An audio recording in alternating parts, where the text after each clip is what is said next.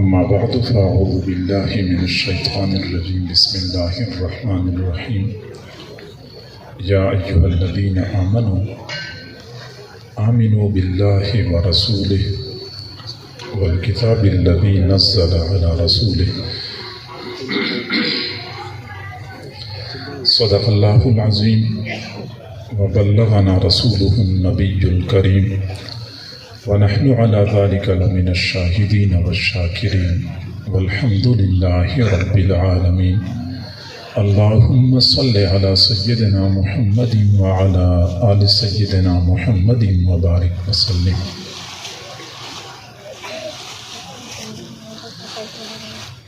اللہ رب العزت نے اس امت کو دو عظیم نعمتیں عطا فرمائیں، کتاب اللہ اور رسول اللہ صلی اللہ علیہ وسلم۔ کتاب اللہ سر چشمہ ہدایت ہے، دستور حیات ہے، منشور حیات ہے، ضابطہ حیات ہے، بلکہ سچی بات یہ ہے کہ انسانیت کے لیے آب حیات ہے۔ اور رسول اللہ صلی اللہ علیہ وسلم وہ پاکیزہ ہستی ہیں جنہوں نے انسانیت کے سامنے کتاب اللہ پہ عمل کر کے دکھانا تھا اور اپنا فریضہ پورا کر کے اپنے رب کے پاس تشریف لے گئے۔ کتاب اللہ اور رسول اللہ صلی اللہ علیہ وسلم دونوں قیامت کے دن بندوں کی شفاعت فرمائیں گے اور ان کی شفاعت کی بدولت لوگوں کو جہنم سے چھٹکارا ملے گا، جنت میں داخلہ نصیب ہوگا۔ تاہم یہ بات سمجھنی چاہیے کہ ان کی شفاعت سے ان لوگوں کو حصہ ملے گا جنہوں نے دنیا میں ان کے حقوق کو پہچانا اور ان کو ادا کر لیا۔ جس طرح اولاد پر والدین کے کچھ حقوق ہوتے ہیں، بیوی پر خاوند کے حقوق ہوتے ہیں، شاگرد کے استاد پر کچھ حقوق ہوتے ہیں، ایسی ہی حضور صلی اللہ علیہ وسلم کے اپنی امت پر کچھ حقوق ہیں۔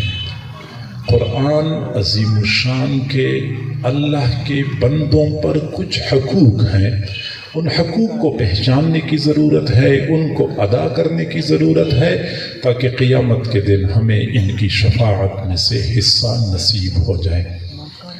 رسول اللہ صلی اللہ علیہ وسلم کے حقوق کے بارے میں تو آپ نے حضرات علماء کرام سے بارہا سنا ہوگا اور میں اس کے تذکرے کی ضرورت محسوس نہیں کرتا۔ البتہ قرآن مجید فرقان حمید کے ہم پر کیا حقوق ہیں اور ان حقوق کی ادائیگی کس قدر ضروری ہے، یہ بات میں نے اس مختصر نشست میں آپ کے سامنے عرض کرنی ہے۔ آپ توجہ فرمائیں گے تو انشاءاللہ بات سمجھ میں آ جائے گی۔ صحیح بخاری شریف کے ایک لمبی حدیث ہے جس میں حضور صلی اللہ علیہ وسلم نے میدان محشر کا نقشہ کھینچا ہے۔ آخر میں وہ فرماتے ہیں کہ میں اللہ رب العزت کے سامنے سجدہ ریز ہو جاؤں گا۔ اللہ تعالیٰ مجھے فرمائیں گے میرے محبوب ارفع رأسک سل تعطہ اشفع تشفع، محبوب آپ سر اٹھا لیجئے، آپ جو کچھ مانگیں گے آپ کو عطا کیا جائے گا، جن کی شفاعت کریں گے آپ کی شفاعت قبول کی جائے گی۔ پھر میں اپنی امت کی شفاعت کروں گا، اللہ تعالیٰ میرے لیے ایک خاص تعداد متعین فرمائیں گے کہ اتنے لوگوں کو جنت میں لے جاؤ، میں اتنے لوگوں کو جنت میں لے جاؤں گا۔ ثم اعود ثانیہ، میں دوبارہ رب کے سامنے سجدہ ریز ہو جاؤں گا اور رب کی ایسی ثنا بیان کروں گا کہ ایسی ثنا پہلے کسی نے بیان نہیں کی ہوگی۔ پھر اللہ تعالیٰ مجھے فرمائیں گے محبوب آپ سر اٹھا لیجئے، جو کچھ آپ مانگتے ہیں آپ کو عطا کیا جائے گا، جن کی آپ شفاعت کرتے ہیں شفاعت قبول کی جائے گی۔ پھر میں اپنی امت کی شفاعت کروں گا، میرے لیے ایک تعداد متعین کی جائے گی کہ اتنے لوگوں کو اپنے ساتھ جنت میں لے جاؤ، میں جنت میں لے جاؤں گا۔ پھر حضور نے فرمایا کہ تیسری یا چوتھی مرتبہ میں اپنے اللہ سے عرض کروں گا. توجہ فرمائیں، بات سمجھ میں آ جائے گی. حضور فرماتے ہیں کہ میں اللہ سے عرض کروں گا، یا رب ما بقی فیہا الا من حبسہ القرآن، اے میرے رب جہنم میں اب کوئی باقی نہیں بچا، صرف وہ لوگ باقی بچے ہیں جن کو قرآن نے روکا ہوا ہے. حضور صلی اللہ علیہ وسلم کا یہ فرمان ذیشان اس بات پہ دلالت کرتا ہے کہ قیامت کے دن کچھ لوگ ایسی بھی ہوں گے جن کو جہنم میں قرآن نے روکا ہوا ہوگا. قرآن ان کو جہنم سے باہر نہیں جانے دے گا، قرآن اپنے حق کا مطالبہ کرے گا، اور جن کے خلاف قرآن مقدمہ دائر کر دے اس کی شقاوت اور بدبختی میں کسی قسم کا شک اور شبہ نہیں کیا جا سکتا. رسول اللہ صلی اللہ علیہ وسلم بھی ان کی شفاعت سے دستبردار ہو جائیں گے. ان کو قرآن نے روکا ہوا ہے، قرآن جہنم سے باہر نہیں جانے دے رہا. یہ وہ لوگ ہوں گے جنہوں نے دنیا میں قرآن کے حقوق کو پہچانا نہیں اور حقوق کو ادا نہیں کیا. میرے بھائیو، آج ہم میں سے بہت سارے لوگ ایسے ہیں جن کی زندگی کا سارا کے سارا سرمایہ عشق رسول ہے. بس وہ عشق رسول کا دعویٰ کرتے ہیں، نہ قرآن سے کوئی تعلق، نہ دین سے کوئی وابستگی. عشق رسول کی باتیں کر کر کے خود بھی مطمئن ہوتے ہیں، دوسروں کو بھی دھوکہ دینے کی کوشش کرتے ہیں. آئیے ہم معلوم کر لیتے ہیں کہ جن کا قرآن سے کوئی تعلق نہیں ہوتا، کیا عشق رسول کام آئے گا؟ قرآن عظیم الشان اس بات پہ گواہ ہے کہ جن لوگوں نے قرآن کو چھوڑ دیا، قرآن کو پس پش ڈال لیا، قرآن سے اعراض کر لیا، ایسے لوگوں کے بارے میں قیامت کے دن رسول اللہ صلی اللہ علیہ وسلم اللہ کے دربار میں شکایت کریں گے. وقال الرسول یا رب ان قوم اتخذوا هذا القرآن مہجورا. رسول قیامت کے دن اللہ کے سامنے عرض کریں گے، اے میرے رب میری اس قوم نے قرآن کو چھوڑ دیا تھا. رسول اللہ شفاعت کیا کریں گے، وہ تو شکایت کریں گے کہ اللہ میری قوم نے قرآن کو چھوڑ دیا تھا. تو قرآن کو بندہ پس پشت ڈالے اور پھر یہ توقع رکھے کہ حضور صلی اللہ علیہ وسلم میری شفاعت کریں گے اور میری نجات ہو جائے گی. یہ خیال است و محال است و جنون. قرآن کے حقوق کو سمجھنے کی ضرورت ہے، ورنہ یہی قرآن ہماری پکڑ، ہمارے مؤاخذے کا ذریعہ بن جائے گا. القرآن حجت لک او علیک. قرآن یا تو آپ کی نجات کے لیے حجت ہے یا پھر آپ کی پکڑ، آپ کے مؤاخذے کے لیے حجت ہے. قرآن اپنی نجات کے لیے وسیلہ بنانے کے لیے ہمیں چاہیے کہ ہم قرآن کے حقوق کو پہچانیں اور ادا کرنے کی کوشش کریں. قرآن پاک کا ہم پر پہلا حق یہ ہے کہ ہم اس پر ایمان لائیں. یا ایھا الذین آمنوا آمنوا باللہ ورسولہ والکتاب الذی نزل علی رسولہ. اللہ پر ایمان لاؤ، اللہ کے رسول پر ایمان لاؤ اور اس کتاب پر ایمان لاؤ جو کتاب اللہ نے اپنے رسول پر نازل فرمائی ہے. اس پر ایمان لانا ہے. اب آپ میں سے ہر بندہ کہے گا کہ میرا قرآن پر ایمان ہے، میرا قرآن پر ایمان ہے، لیکن اگر کسی سے پوچھا جائے کہ آپ کی ایمان کی تفصیل کیا ہے، قرآن کے بارے میں آپ کا کیا عقیدہ ہے، تو ہم میں سے علماء طلباء کے علاوہ شاید ہی کسی کو پتا ہو کہ قرآن پر ایمان لانے کا مقصد کیا ہے. میرے بھائیوں، قرآن کے بارے میں ہمارا یہ عقیدہ ہونا چاہیے کہ یہ اللہ کی کتاب ہے. دوسرا یہ عقیدہ ہونا چاہیے کہ یہ اللہ کی آخری کتاب ہے. قرآن کا نزول جب مکمل ہو گیا تو اللہ نے آسمانی وحی کا دروازہ بند کر دیا. کوئی بھی بندہ کسی بھی طور پہ اس بات کا دعویٰ کرے کہ مجھ پہ وحی آئی ہے یا کسی اور بندے پر وحی آئی ہے قرآن کے نزول کے بعد، اس کا ایمان سے کوئی تعلق نہیں ہے. اور قرآن کے بارے میں ہمارا تیسرا یہ عقیدہ ہونا چاہیے کہ یہ 30 پاروں پر مشتمل ہے. یہ 29 پاری نہیں ہے اور یہ 31 پارے نہیں ہے، یہ 30 پاروں پر مشتمل ہے. 29 نہیں ہے، 31 نہیں ہے، 40 تو بالکل نہیں ہے. یہ ہمارا عقیدہ ہونا چاہیے. اگر ہمارا یہ عقیدہ ہے کہ یہ 29 پارے ہے یا 31 پارے ہے، اس بندے کا بھی ایمان سے کوئی تعلق نہیں ہے. اور قرآن کے بارے میں ہمارا چوتھا یہ عقیدہ ہونا چاہیے کہ 14 صدیاں پہلے یہ قرآن جیسے نازل ہوا تھا آج بھی بالکل اصلی حالت میں موجود ہے. اس میں ذرہ برابر بھی کوئی کمی بیشی نہیں کی جا سکی ہے. بالکل اصلی حالت میں موجود ہے. نہ کسی بندے نے اس میں کوئی کمی کی ہے، نہ کوئی بکری اس کو کھا گئی ہے، نہ اس میں اور کوئی نقصان ہو چکا ہے. بالکل اصلی حالت میں موجود ہے. اور حقیقت یہی ہے کہ قرآن میں ایک زبر زیر پیش کا تغیر تبدل اس لیے نہیں ہو سکتا کہ خود اللہ رب العزت نے اس قرآن کی حفاظت کا ذمہ لیا ہے. اِنَّا نَحْنُ نَزَّلْنَا الذِّكْرَ وَإِنَّا لَهُ لَحَافِظُونَ. طالب علم سمجھتے ہیں کہ اس مختصر جملے میں اللہ رب العزت نے کتنی تاکید کا مظاہرہ فرمایا ہے. اِنَّا بے شک ہم نے، نحنو ہاں ہم نے، نزلنا جی ہاں ہم نے اتارا ہے. کتنی مرتبہ؟ انا ہم نے، نحنو ہاں ہم نے، نزلنا جی ہاں ہم نے اتارا ہے الذکر اس نصیحت نامے کو، وَإِنَّا لَهُ لَحَافِظُونَ اور بے شک ہم ہی اس کی حفاظت کرنے والے ہیں. 4 مرتبہ اللہ نے فرمایا ہم نے، ہاں ہم نے، جی ہاں ہم نے اتارا ہے اور ہم ہی اس کی حفاظت کرنے والے ہیں. لگتا یہ ہے کہ اللہ تعالیٰ اس کی حفاظت کے لیے بہت پرعزم ہو چکا ہے اور اس میں کسی قسم کے تغیر تبدل کا روادار نہیں ہے. اللہ نے اس قرآن کی حفاظت فرمائی ہے اور یہ حضور صلی اللہ علیہ وسلم کا زندہ معجزہ ہے. 14 صدیوں کا طویل عرصہ گزر چکا ہے. کس قدر اتار چڑھاؤ تاریخ میں آ چکا ہوگا، لیکن قرآن اسی آب و تاب کے ساتھ ہمارے درمیان موجود ہے. آج سے کچھ عرصہ پہلے برطانیہ میں ایک گویہ مسلمان ہوا. اس کا نام یوسف اسلام رکھا گیا.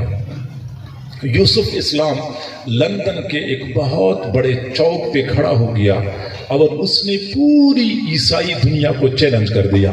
عیسائیوں، میرے ہاتھ میں یہ انجیل ہے جو 500 سال پہلے کی لکھی ہوئی ہے. یہ دوسری انجیل ہے جو 100 سال پہلے کی لکھی ہوئی ہے. یہ تیسری انجیل ہے جو پچھلے سال کی چھپی ہوئی ہے. تینوں انجیلوں میں زمین اور آسمان کا فرق موجود ہے. اور میرے ہاتھ میں یہ قرآن ہے جو 500 سال پہلے کا لکھا ہوا ہے. یہ دوسرا قرآن ہے جو 100 سال پہلے کا لکھا ہوا ہے اور یہ تیسرا قرآن ہے جو پچھلے سال کا چھپا ہوا ہے. تینوں قرآنوں میں ایک بال کے برابر بھی کوئی فرق موجود نہیں ہے. یہ اسلام کی حقانیت کی دلیل ہے. اور یہ ایک حقیقت ہے کہ آپ لوگ دیکھ رہے ہیں جن کی عمر 40-50 سال ہو چکی ہے، انہوں نے اپنی ملک کی تاریخ میں کس قدر اتار چڑھاؤ دیکھے ہیں، کیا حالات کا تغیر تبدل دیکھا ہے. کبھی حالات اچھے ہوتے ہیں، کبھی برے ہوتے ہیں، کبھی اسلام کی خاطر حالات سازگار ہو جاتے ہیں، کبھی ناسازگار ہو جاتے ہیں. 14 صدیوں میں کتنے تلخ ترش حالات آ چکے ہوں گے اہل علم حضرات پر، حفاظ اور قراء پر، لیکن قرآن بالکل اصلی حالت میں آج تک موجود ہے. آپ اندازہ لگائیں، میں کئی مرتبہ طلباء سے خوشطبی کے طور پہ کہتا رہتا ہوں. طلباء کہتے ہیں کہ فلاں لڑکے نے قرآن ختم کر لیا، تو میں مذاق کرتا ہوں کہ قرآن کو تو بڑے بڑے فرعون بھی ختم نہ کر سکے، تم کہاں ختم کر سکتے ہو. حقیقت یہی ہے کہ قرآن کو ختم کرنے کی کوششیں کی گئی ہیں اور تاریخ اسی بات پہ گواہ ہے، لیکن قرآن کو ختم کرنے والے خود ختم ہو گئے، قرآن کو ختم نہ کر سکے. تقریباً 100 سال پہلے، آج سے 100 سال پہلے رشیا میں سوشلزم کا نظام برپا ہوا اور اس نظام کے تحت رشین حکمرانوں نے اسلام، قرآن اور دین کا راستہ روکنے کی پوری کوشش کی. قرآن کی تعلیم پر پابندی لگائی گئی، मसाजिद को सिनेमा घरों में तब्दील किया गया, मदारिस को गोदामों में और अस्तबलों में तब्दील किया गया, और कुरान की तालीम पर सख्त तरीन सजाओं का ऐलान किया गया। चुनांचे कुरान का नुस्खा घर में रखना जुर्म था, सजा मौत थी। अपने बच्चे को कलमा याद कराना जुर्म था। अपने घर में अरबी रस्मुल खत पर मुश्तमिल कोई कागज रखना भी जुर्म था। शदीद सजाएं उन्होंने तजवीज कर ली।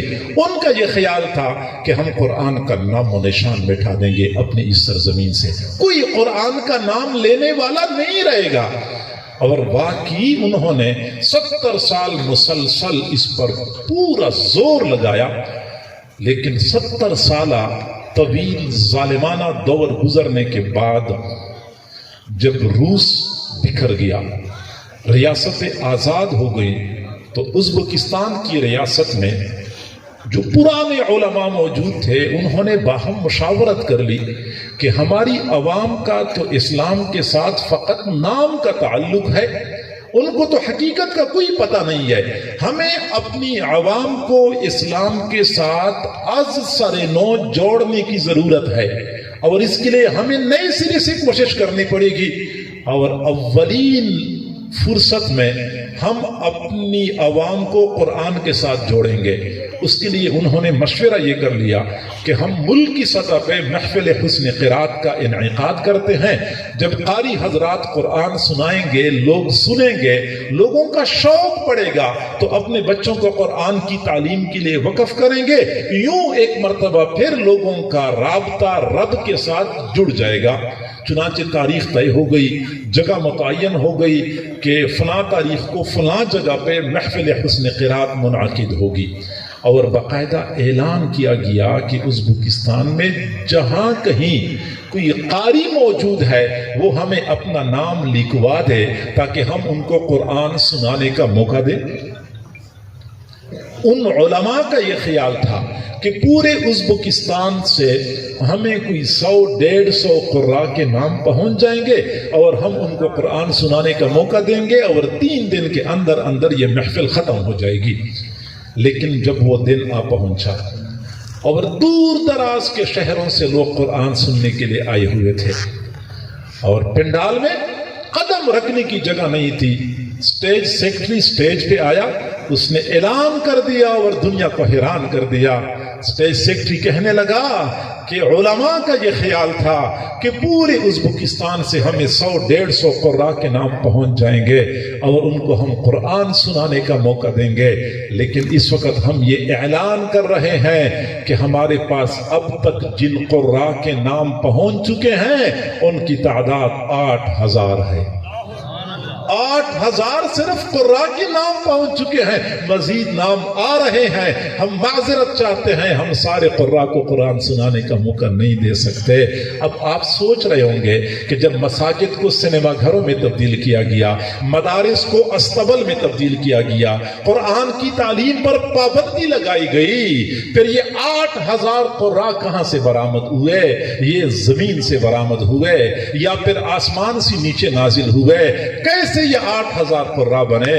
जी हाँ, इनके पीछे भी इन बोरिया नशीन उलमा की कुर्बानियों की लंबी दास्तानें हैं कि इन्होंने किस तरीके से इस अमानत को न सिर्फ ये कि महफूज कर लिया बल्कि अगली नस्लों तक पहुंचाने का हक अदा कर लिया। चुनांचे उस वक्त के कुर्रा ने जब देखा कि मसाजिद में कुरान की तालीम पर पाबंदी लग गई, उन्होंने मसनद दर्स को तो छोड़ा, क्योंकि मस्जिद में कुरान की तालीम देना मुमकिन नहीं था, लेकिन अपना काम नहीं छोड़ा, अंदाज बदल दिया। उस वक्त कुर्रा को पता था, उलमा को पता था कि हमारे पास सीने में एक अमानत है, ये अमानत कब्र में साथ नहीं लेके जानी, ये अगली नस्लों तक मुंतकिल करनी है। उनको अपनी जिम्मेदारियों का एहसास था। चुनांचे कारी साहब ने मसनद दर्स को तो छोड़ा, लेकिन वो ट्रैक्टर ड्राइवर बन गए। पूरा دن کھیتوں میں ٹریکٹر چلایا کرتے تھے، اپنے ساتھ ٹریکٹر کے ڈرائیونگ سیٹ پہ ایک شاگرد کو بٹھایا ہوتا تھا۔ لوگ یہ سمجھتے تھے کہ اپنے شاگرد کو ڈرائیونگ سکھا رہے ہیں، وہ تو محض ایک بہانہ ہوتا تھا، اصل میں تو اپنی سینے کی امانت ایک ایک آیت کی صورت میں اپنے شاگرد کے سینے میں منتقل کر رہے ہوتے تھے۔ قاری صاحب درزی بن گئے اور پورا دن کپڑے کی سلائی کرتے تھے، دائیں بائیں شاگردوں کو بٹھایا ہوتا تھا۔ لوگ سمجھ رہے ہوتے تھے کہ شاید شاگردوں کو کپڑے کی سلائی سکھا رہے ہیں، وہ تو محض ایک بہانہ تھا، اصل میں تو اپنے سینے کی امانت ایک ایک آیت کی صورت میں اپنے شاگردوں کے سینے میں منتقل کر رہے ہوتے تھے۔ اس طریقے سے ان لوگوں نے قرآن کی امانت کو اگلی نسلوں تک منتقل کیا تھا۔ میرے حضرت، میرے پیر و مرشد حضرت مولانا حافظ پیر ذوالفقار احمد صاحب نقشبندی مجددی دامت برکاتہم العالیہ فرماتے ہیں کہ جب میں ازبکستان گیا تھا تو ایک جگہ پہ جمعہ پڑھایا۔ جمعے کے بعد دو نوجوان میرے پاس آئے اور کہنے لگے کہ حضرت قریب ہمارا گھر ہے، ہماری والدہ ہیں، 90 سال سے زیادہ ان کی عمر ہے، ان کو کسی نے بتایا ہے کہ پاکستان سے کوئی بزرگ آئے ہیں، اب والدہ کی چاہت یہ ہے کہ آپ ہمارے گھر تشریف لائیں، ہمارے لیے دعا کریں، لہٰذا ہم گزارش کر رہے ہیں کہ آپ ہمارے ساتھ گھر چلے جائیں۔ فرماتے ہیں کہ میں نے ان سے معذرت کر لی کہ میرے پاس وقت نہیں ہے، میں نے اگلے شہر میں پہنچنا ہے، لیکن ان کا اصرار تھا کہ نہیں آپ نے ہمارے گھر آنا ہے۔ یہاں تک کہ جو مسجد کے خطیب صاحب تھے انہوں نے بھی بہت زیادہ اصرار کیا۔ میں نے پوچھا کہ آپ لوگ اتنا اصرار کیوں کر رہے ہیں؟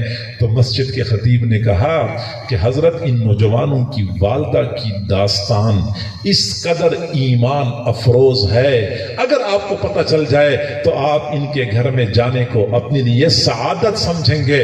میں نے پوچھا کہ وہ کون سی داستان ہے؟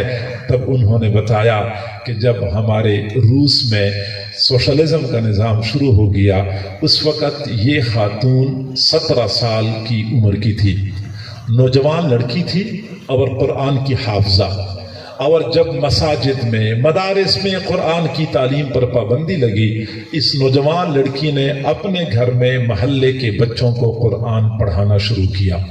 حکومت کو پتہ چلا، حکومتی کارندے آئے، اس کو اٹھا کے لے کے چلے گئے، تشدد کر لیا۔ ان کا یہ خیال تھا کہ دوبارہ یہ قرآن کی تعلیم نہیں دی گئی، واپس آ گئی، اس نے پھر قرآن پڑھانا شروع کر دیا۔ پھر سرکاری کارندے آئے، وہ بدترین تشدد کر لیا۔ ان کا یہ خیال تھا کہ اب تو یہ قرآن کا نام بھی نہیں لے گی، واپس آئی، اس نے پھر قرآن پڑھانا شروع کر دیا۔ جب 2-3 مرتبہ ایسا ہوا، آخر وہ لوگ حیران تھے کہ یہ لڑکی باز کیوں نہیں آتی۔ انہوں نے ڈاکٹر کو چیک اپ کرایا، ڈاکٹر نے چیک اپ کرنے کے بعد لکھ کے دے دیا کہ اس کا دماغی توازن ٹھیک نہیں ہے اور یہ پاگل ہے۔ اور جب ویسے بھی لوگ پاگل سمجھتے ہیں ان لوگوں کو، چنانچہ انہوں نے کہہ دیا کہ یہ پاگل ہے، لکھ کے دے دیا۔ اب جب اس کو پاگل کا سرٹیفکیٹ مل گیا، اب قانون اس پر ہاتھ نہیں ڈال سکتا تھا، قانونی طور پہ اس کو کوئی کچھ نہیں کہہ سکتا تھا۔ دوسری طرف محلے کے بچے بالکل چھوٹے چھوٹے، قانون ان پر بھی ہاتھ نہیں ڈال سکتا تھا۔ پھر اس خاتون نے اپنے محلے کے بچوں کو قرآن پڑھانا شروع کیا، 70 سال مسلسل اپنے گھر میں بچوں کو قرآن پڑھاتی رہی۔ اس وقت اس کی عمر 17 سال تھی، اب اس کی عمر 90 سال سے زیادہ ہو چکی ہے۔ حضرت اگر یہ چاہتی ہے تو آپ ان کے گھر تشریف لے جائیں۔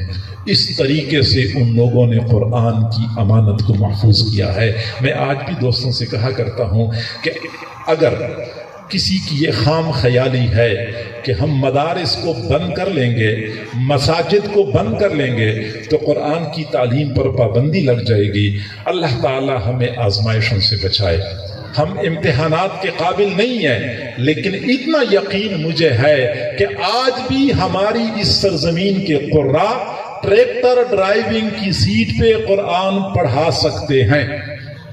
اللہ تعالیٰ حفاظت فرمائے، آزمائشوں سے بچتے ہیں، لیکن اگر کسی نے کوشش کی تو قرآن کا راستہ نہیں روکا جا سکتا۔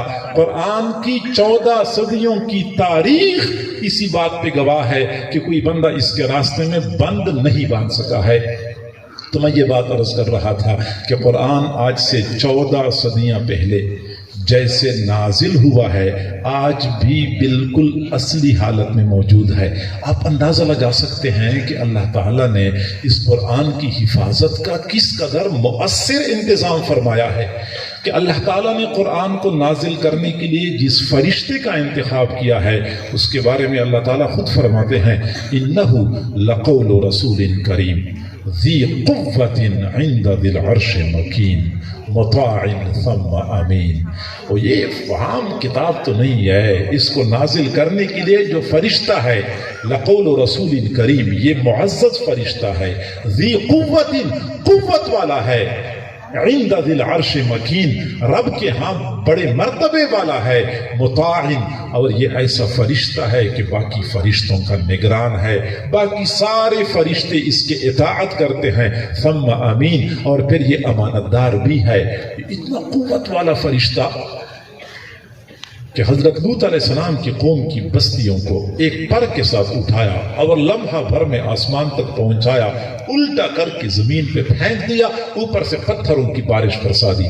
تیز رفتار اتنا ہے، حضرت یوسف علیہ السلام کو جب بھائیوں نے کنویں میں پھینکا، ابھی وہ کنویں کی تہ کی طرف جا رہے تھے، اللہ رب العزت نے عرش پہ جبرائیل کو حکم دیا، جبرائیل جلدی کرو، حضرت یوسف علیہ السلام کے نیچے پہنچنے سے پہلے پہنچ جاؤ اور ان کو سنبھال لو۔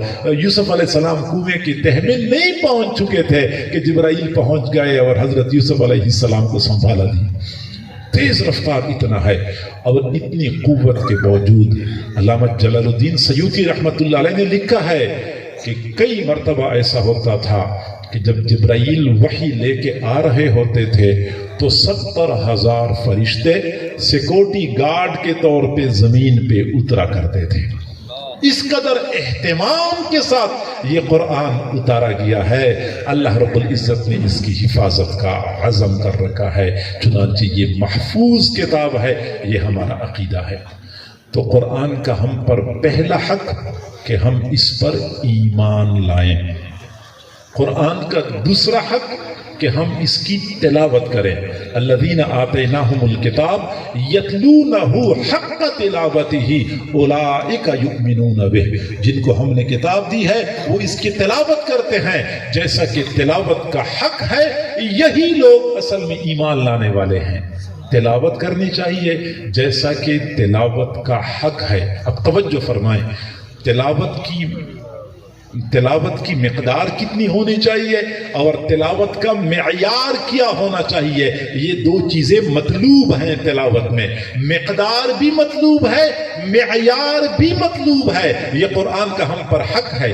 چنانچہ امام ابو حنیفہ رحمۃ اللہ علیہ سے منقول ہے کہ سال میں الحمد سے لے کے والناس تک پورا قرآن 2 مرتبہ ختم کرنا یہ قرآن کی تلاوت کا حق ہے، یہ مقدار ہے، 2 مرتبہ ختم کرنا ہوتا ہے ایک سال میں۔ اور معیار کیا ہونا چاہیے، اللہ تعالیٰ نے جبرائیل کو بھیجا کہ میرے محبوب کے سامنے قرآن کی تلاوت کرو، جبرائیل حضور کے سامنے قرآن کی تلاوت کرتے تھے، پھر آپ صلی اللہ علیہ وسلم حضرات صحابہ کرام کے سامنے قرآن کی تلاوت کرتے تھے، ایک ایک آیت، ایک ایک لفظ حضور صلی اللہ علیہ وسلم نے صحابہ کرام کے سامنے تلاوت فرمایا ہے، پھر صحابہ کرام نے تابعین کے سامنے ایک ایک لفظ کی تلاوت کی ہے، اور پھر یہ سلسلہ چلتے چلتے متصل سند کے ساتھ آج امت کے قراء تک پہنچا ہوا ہے۔ چنانچہ قراء حضرات قرآن کی تلاوت کرتے ہیں، شد مد، صفات لازمہ غیر لازمہ، مخارج، تمام تر صفات کی رعایت کرتے ہوئے تلاوت کرتے ہیں۔ ایسے معیار ہونا چاہیے اور معیاری تلاوت چاہیے، کیونکہ اگر ہم تلاوت میں کوئی کمی کوتاہی کا ارتکاب کرتے ہیں تو ہم تو تلاوت کرتے ہیں کہ ثواب ملے، الٹا اللہ کی ناراضگی کا باعث ہوتی ہے وہ تلاوت جس میں قرآن کی صفات اور مخارج کی رعایت نہ کی جائے۔ لہٰذا ہر بندے پر لازم ہے کہ مقدار کا بھی خیال رکھے اور معیار کا بھی خیال رکھے۔ ہر بندے پر لازم ہے کہ وہ پہلی فرصت میں اپنے محلے میں امام یا قاری کے پاس جائیں اور ان کے سامنے قرآن پڑھ کے ان کو سنائیں اور ان سے پوچھیں کہ میری تلاوت ٹھیک ہے۔ اگر وہ کہہ دے کہ ہاں ٹھیک ہے تو خوش ہونا چاہیے، اگر وہ کہہ دے کہ نہیں درستگی کی ضرورت ہے تو پھر شرمانے کی ضرورت نہیں ہے۔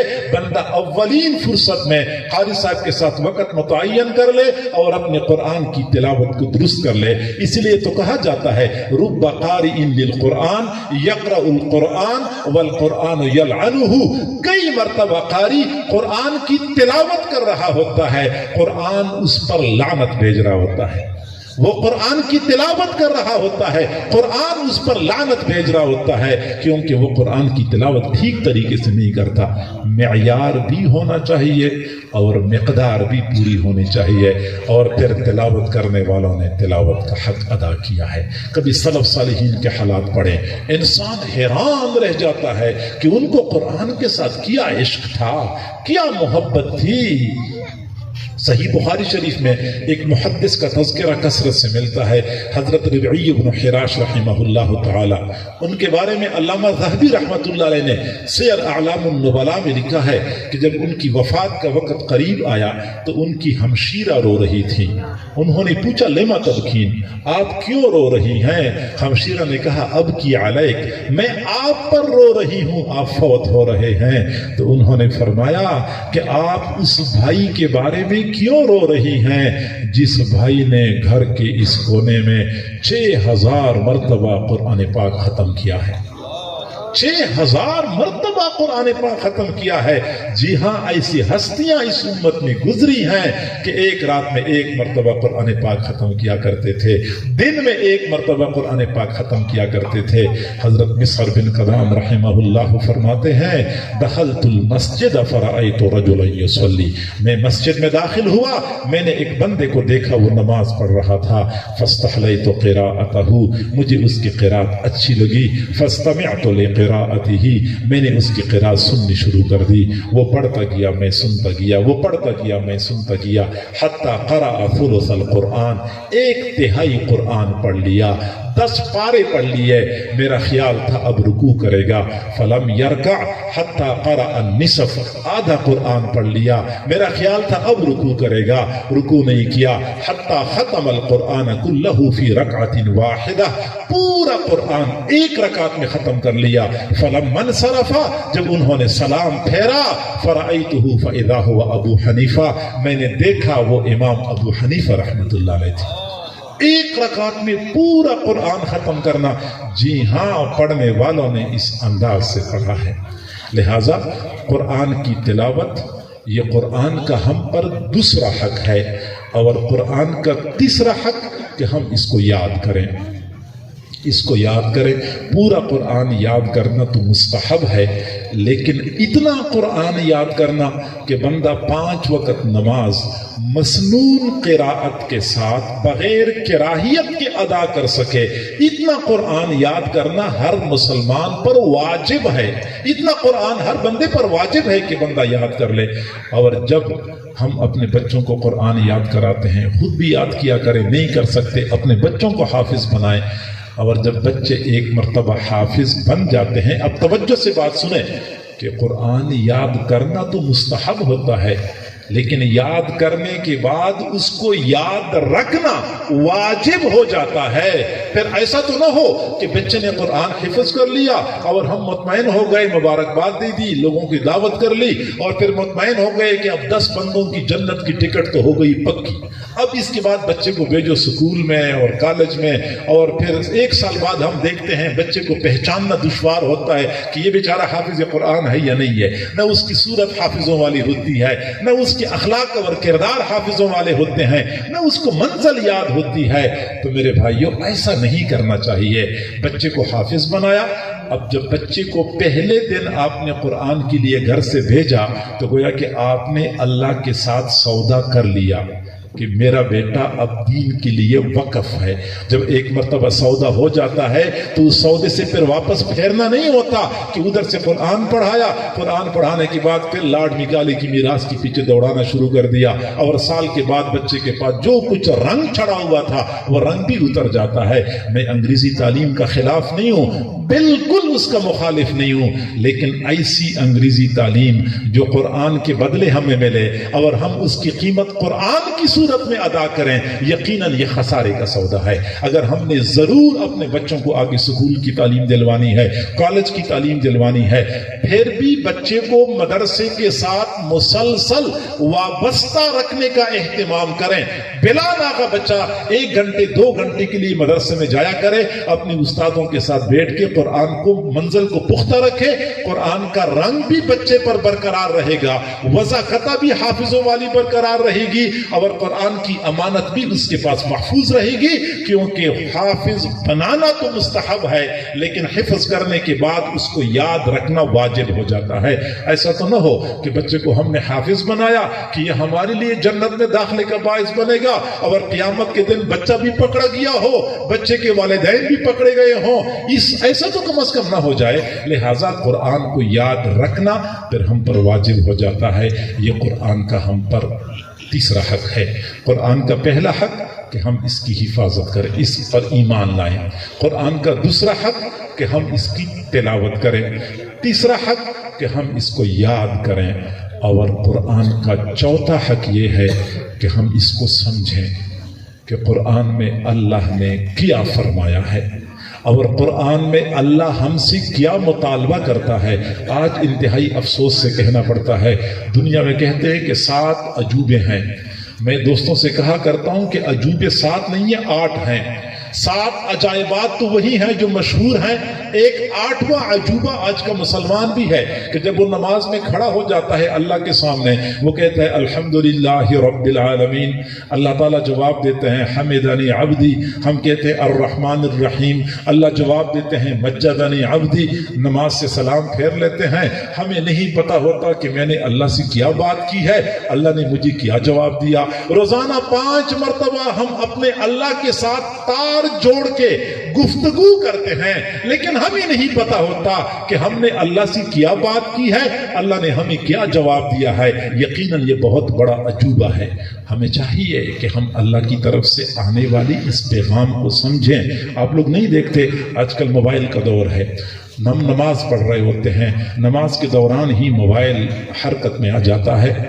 جو ہی وہ حرکت کرتا ہے ہم سمجھ جاتے ہیں کہ کہیں سے کوئی پیغام آیا ہے, کوئی میسج آیا ہوا ہے. سلام پھیرتی ہی سب سے پہلے موبائل نکالتے ہیں, اس کو دیکھتے ہیں کہ کس کی جانب سے پیغام آیا ہے اور پیغام میں کیا اس نے مجھے بتایا ہے. وہ دنیا والوں کی جانب سے جو پیغامات ہمارے پاس آتے ہیں ہم اس کو سمجھنے کے لیے اتنے بے قرار اور بےتاب ہوتے ہیں, جبکہ اللہ رب العزت کی جانب سے یہ پیغام ہمارے گھر میں موجود ہے, لیکن ہم نے کبھی اس کو سمجھنے کا تکلف ہی نہیں کیا ہے.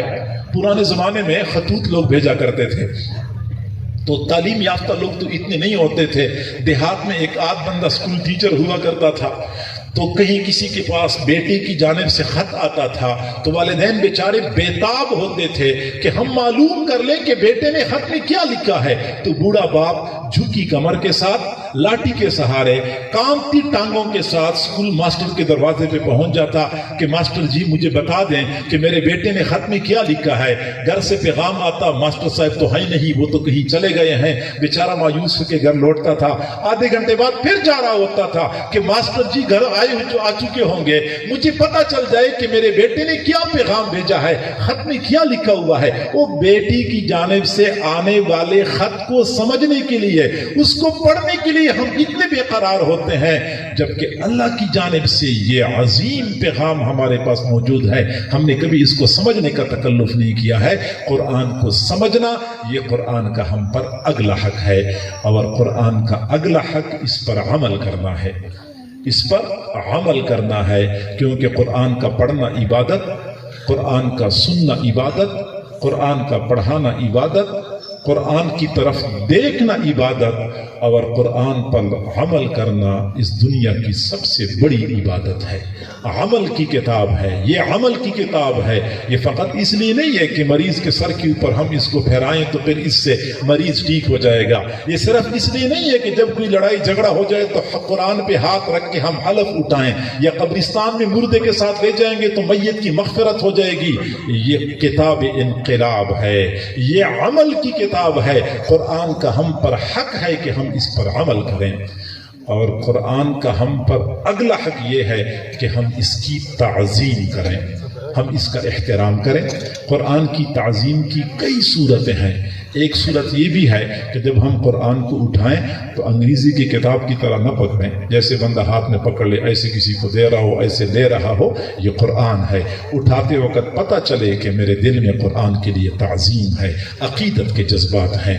اور جو ہی بندہ قرآن اٹھائے اس کا بوسہ لے، اس کو آنکھوں سے لگائے. حضرت عکرمہ رضی اللہ عنہ کے بارے میں آیا ہے کہ کان عکرمہ یأخذ المصحف فَيَزَعُ عَلَى عَيْنَيْهِ وَيُقَبِّلُهُ وَيَقُولُ هَذَا مَنْشُورُ رَبِّي هَذَا مَنْشُورُ رَبِّي. حضرت عکرمہ رضی اللہ عنہ قرآن کو اٹھاتے تھے، بوسہ لیتے تھے، آنکھوں پہ رکھتے تھے، فرمایا کرتے تھے یہ میرے رب کا منشور ہے، میرے رب کا منشور ہے. تو قرآن اٹھاتے وقت اس کا بوسہ لینا، اس کو آنکھوں پہ رکھنا، یہ قرآن کی تعظیم ہے، قرآن کا ہم پر حق ہے. قرآن کی تعظیم یہ بھی ہے کہ ہم قرآن کو کسی اچھے کاغذ پہ، عمدہ کاغذ پہ چھپوائیں، بہترین جلدوں کے ساتھ مجلد کیا کریں. یہ قرآن کی تعظیم ہے. حضرت عمر رضی اللہ تعالیٰ عنہ کی خدمت میں ایک آدمی نے قرآن کا ایک نسخہ پیش کیا جو بالکل چھوٹا تھا. حضرت عمر رضی اللہ عنہ نے پوچھا ما ھذا، یہ کیا چیز ہے؟ اس نے کہا ھذا القرآن کلہ، یہ پورا کی پورا قرآن ہے. تو حضرت عمر غصے ہو گئے، فضربہ بالدرہ، اس کو کوڑا مارا اور فرمایا عظیموا کتاب اللہ، کتاب اللہ کی تعظیم کیا کرو. یہ کیا چھوٹے باریک کاغذ پر لکھا ہوا، چھوٹے چھوٹے حروف کے ساتھ لکھا ہوا، یہ قرآن کی تعظیم کے خلاف ہے. کاغذ عمدہ، معیاری، جلدیں خوبصورت. اور آج الحمدللہ مارکیٹ میں بعض چھاپا خانے والے اتنے عمدہ کاغذ پہ قرآن چھپواتے ہیں، اتنی خوبصورت جلدیں ہوتی ہیں، دیکھتا ہے بندہ تو دل خوش ہو جاتا ہے. جب بھی ہم اپنے بچے کے لیے قرآن لاتے ہیں تو ایسی ہی قرآن، ایسی ہی نسخے کا انتخاب کریں اور ان چھاپا خانوں والوں کی حوصلہ شکنی کریں جو ناقص کاغذ پر ناقص جلدوں کے ساتھ قرآن چھپواتے ہیں. ان کی حوصلہ شکنی کیا کریں، بہترین عمدہ کاغذ والا قرآن خریدیں، اپنے بچوں کو دے دیا کریں. اور قرآن کی تعظیم یہ بھی ہے کہ قرآن رکھنے کے لیے بہترین اعلیٰ اور قیمتی رحل کا انتظام کر لیں، بہترین تپائی کا انتظام کریں. آج افسوس سے کہنا پڑتا ہے کہ آج کا مسلمان اگر اپنے گھر میں بیت الخلا یعنی لیٹرین کا دروازہ بنواتا ہے تو پہلے تو اچھی لکڑی تلاش کرتا ہے، پھر کاریگر سے کہتے ہیں ذرا مجھے کاپی دکھا دو آپ کے پاس کون سے ڈیزائن ہیں، پھر وہ ڈیزائن کا انتخاب کرتا ہے کہ اس ڈیزائن کا دروازہ میں نے بنوانا ہے. اور لیٹرین کا دروازہ بنوانے کے لیے بہترین لکڑی تلاش کی جاتی ہے، اعلیٰ ماہر کاریگر کا پتہ کیا جاتا ہے، پھر اپنے پسند کا ڈیزائن اس کو بتایا جاتا ہے. لیٹرین کے لیے دروازہ بن رہا ہے اور جب قرآن کے لیے تپائیاں بنوائی جاتی ہیں مسجد میں تو یہ نہیں پوچھتے کہ لکڑی کچی ہے یا پکی ہے، کالی ہے یا سفید ہے. اور پورے شہر کا سب سے نالائق کاریگر جو ہوتا ہے اس سے ہم تپائیاں بنواتے ہیں. کبھی آپ نے غور کیا ہے ہمارے بازاروں میں، ہماری دکانوں میں جوتیاں رکھنے کے لیے جو ریکس بنے ہوتے ہیں وہ مسجد میں قرآن کی تپائیوں سے زیادہ خوبصورت ہوتے ہیں. اس قوم پر اللہ کا غضب نازل نہ ہو تو اور کیا نازل ہو. قرآن کی تعظیم کا تقاضا یہ ہے کہ بہترین تپائیاں قرآن کے لیے ہونی چاہیے، عمدہ تپائیاں. ہم اگر قرآن سے محبت کرتے ہیں، مدارس والے بیچاروں کے پاس تو فنڈ نہیں ہوتا، وہ تو بجلی کا بل ادا کرنے کے لیے پریشان ہوتے ہیں. ہمارا یہ فرض بنتا ہے، ہمارا یہ فریضہ بنتا ہے کہ ہم پہلی فرصت میں جائیں اور کسی اچھے کاریگر سے بات کریں کہ بہترین لکڑی کی عمدہ تپائی اب ہم نے آپ میرے لیے بنوائے، میں نے مسجد میں رکھنی ہے، میں نے مدرسے میں دینی ہے تاکہ قرآن کے لیے تپائیاں اعلیٰ اور عمدہ ہوں. قرآن کی تعظیم کا تقاضا یہ ہے، اور قرآن کی تعظیم یہ بھی ہے کہ ہم اہل القرآن کی تعظیم کریں۔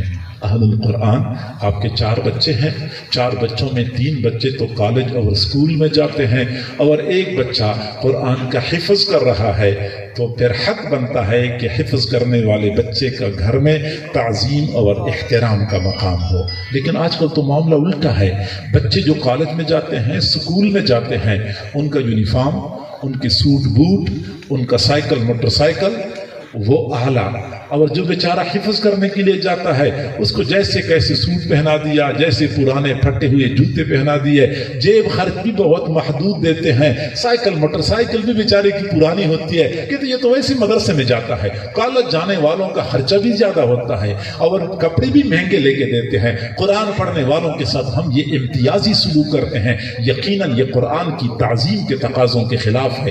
جو قرآن پڑھتا ہے اگر اس بیٹے کو باقی بیٹوں پر فوقیت نہ دی جائے تو کم از کم اس کا درجہ کم بھی نہ رکھا کریں، برابر تو کم از کم رکھا کریں۔ اسی طریقے سے اہل القرآن کی تعظیم یہ بھی ہے کہ محلے میں، مسجد میں جو قرآن پڑھانے والے مدرسین ہوتے ہیں اور قرآن سنانے والے امام ہوتے ہیں، قاری ہوتے ہیں، علماء ہوتے ہیں، ہم ان کی تعظیم اور احترام کیا کریں، کیونکہ کسی قاری کی تعظیم یہ حقیقت میں قرآن کی تعظیم ہوتی ہے، کسی حافظ کی تعظیم حقیقت میں قرآن کی تعظیم ہوتی ہے۔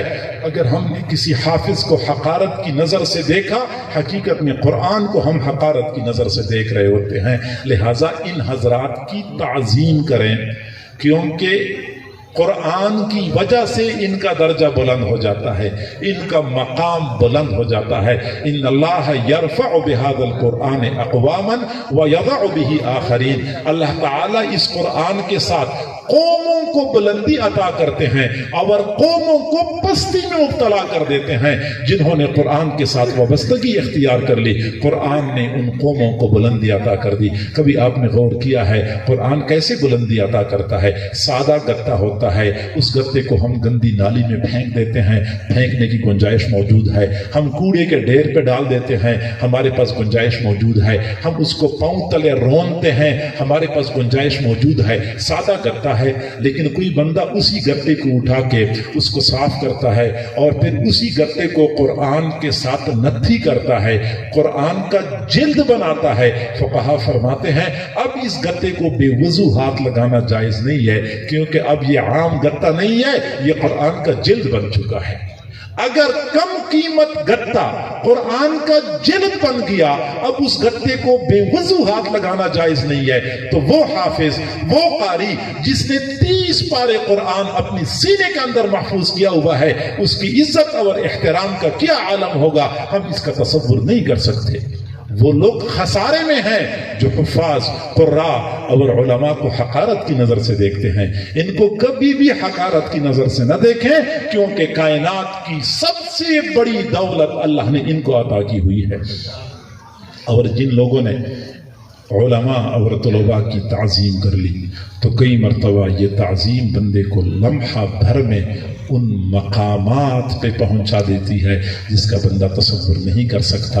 امام احمد بن حنبل رحمۃ اللہ علیہ کے زمانے میں ایک ڈاکو تھا، بدنام زمانہ، لوگوں کے لیے وبال جان بنا ہوا تھا، لوگ بڑے تنگ تھے اس سے۔ لیکن وہ ڈاکو جب فوت ہو گیا تو کسی نے خواب میں دیکھا، بڑا اعلیٰ مرتبہ ملا ہوا، عالیشان محل میں ہے۔ وہ خواب دیکھنے والا حیران، اس سے ملا، اس سے کہا تجھے یہ مقام کیسے ملا؟ تو پورے شہر کے لوگوں کے لیے پریشانی کا باعث بنا ہوا تھا۔ تو ڈاکو نے کہا ہاں تھا تو میں بہت برا، بہت بدنام، لیکن میں نے ایک عمل ایسا کیا جس کی بدولت اللہ نے مجھے یہ مقام عطا کیا۔ ایک دن نہر کے کنارے ہاتھ دھونے کے لیے بیٹھا ہوا تھا، ابھی میں نے نہر میں ہاتھ ڈالے نہیں تھے، میں نے دیکھا کہ میں تو اوپر کی جانب بیٹھا ہوا ہوں، نچلی جانب امام احمد بن حنبل رحمۃ اللہ علیہ نہر کے کنارے بیٹھ کے وضو کر رہے ہیں۔ میں نے سوچا کہ میں گناہگار آدمی، جب میں ہاتھ دھوؤں گا تو میرے ہاتھوں کا مستعمل پانی بہتا ہوا امام احمد بن حنبل کی طرف جائے گا، یہ تو ان کی تعظیم کے خلاف ہے۔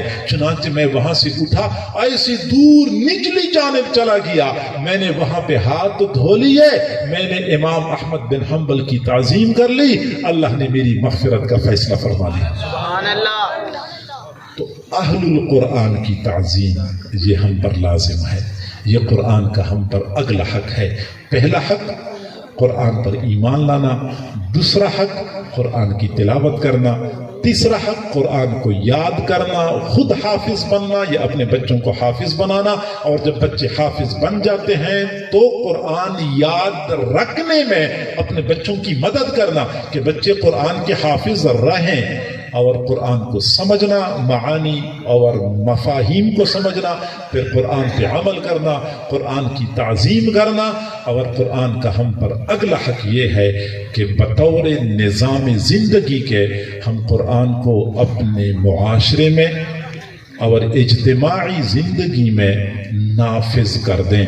قرآن کوئی انفرادی عمل کرنے والی کتاب نہیں ہے، بلکہ پورے معاشرے کے لیے ایک نظام کی حیثیت رکھتا ہے، اور پورے معاشرے میں نظام کے طور پہ نافذ کرنے میں اپنا کردار ادا کریں۔ ہم کیا کردار ادا کر سکتے ہیں؟ ہم خود تو عملاً کوئی کام نہیں کر سکتے، البتہ ہمارے معاشرے میں، ہماری سرزمین پہ کچھ ایسی شخصیات موجود ہیں، دینی جماعتیں ہیں، دینی شخصیات ہیں جو قرآن کے نفاذ کو، قرآن کے نظام کو نافذ کرنے کے لیے تگ و دو میں مصروف ہیں۔ ہم ان کے دست و بازو بنیں، ہم ان کے ساتھ تعاون کر لیا کریں۔ یہ قرآن کا ہم پر حق ہے، اور قرآن کا ہم پر آخری حق یہ ہے کہ ہم اس قرآن کو اگلی نسلوں تک پہنچانے میں اپنا کردار ادا کریں۔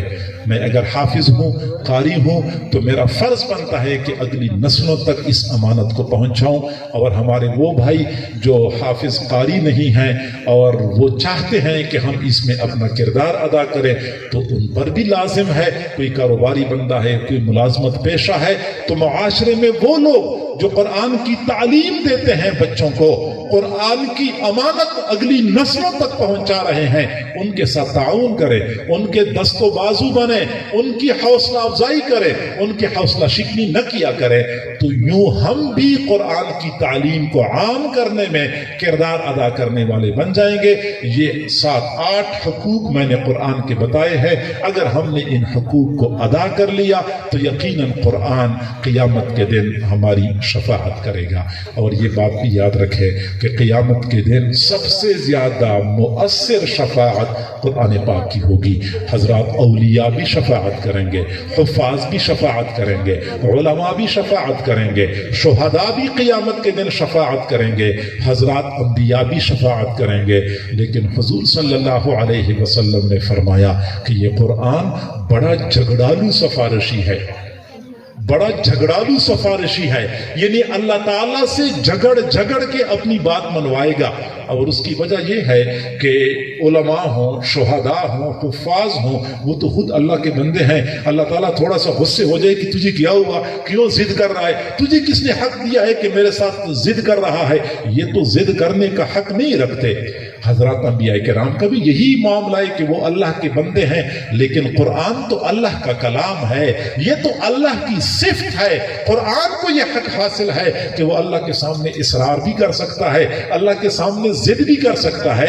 تو حضور نے فرمایا جھگڑالو سفارشی ہے، اور جس کی سفارش کے لیے قرآن کھڑا ہو گیا بس اس پر سعادت کے دروازے کھل جاتے ہیں۔ ہمیں چاہیے کہ ہم قرآن پاک کی ان حقوق کو پہچانیں، ان کو یاد کر لیں اور ان کو پورا کرنے کی کوشش کریں۔ اللہ تعالی ہم سب کو سمجھنے اور عمل کرنے کی توفیق عطا فرمائے۔ وآخر دعوانا ان الحمد للہ رب العالمین۔